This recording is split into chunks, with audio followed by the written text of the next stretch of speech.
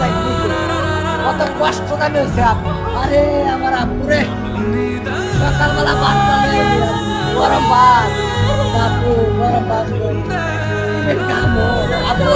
তুমি বাইরের জিনিস খাও না, তুমি টিফিন খাইবা।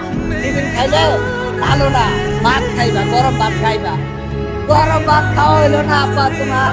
আপারে সকালে নামাই দিছি দুইটা ছেলে আমার, একটারে নামাই দিছি বড়টারের সামনে, ছোটটায় ওই আপু আমার কাছে ব্যাগ দাও, আরেক হাতে বাড়িটা নিছে। আরে আপুরে তোর একটা সুমা দিতে লাগলো।